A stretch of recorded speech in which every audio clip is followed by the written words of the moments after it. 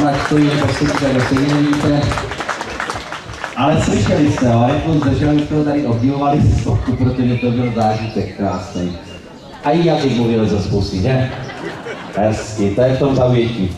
Jaro, prosím tě, já to teda nedělávám, ale protože se jedná opravdu o mladou muzikantskou generaci, prosím tě pěkně, představ všechny děcka.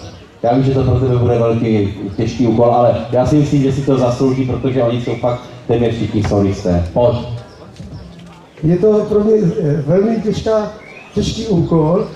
Já jsem si to zjednodušil trošku, tak já každému v kapeli, protože když někdo udělá chybu, já můžu si vzpomínat, jak se jmenuje, tak já mu řeknu Strejdo, co tam hraješ.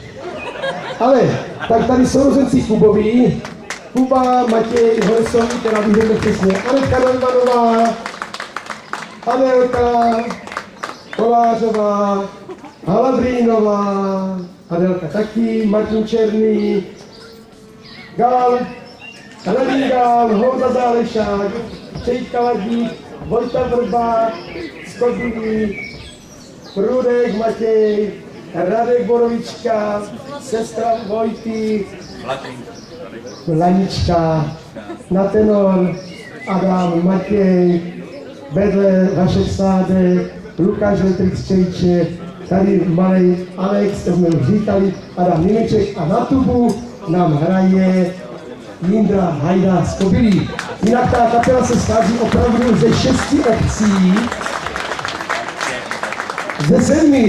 ze 7 obcí, takže ty rodiče jsou úplně úžasní. Zatím jsem nenarazil na žádného reptajícího, což i moc děkuju, protože to bych asi neunesl, kdyby rodiče reptali. Ale opravdu tímto manželka řekla, poděkuji rodičům. Mám čárku, udělal jsem to. Děkuji vám. A to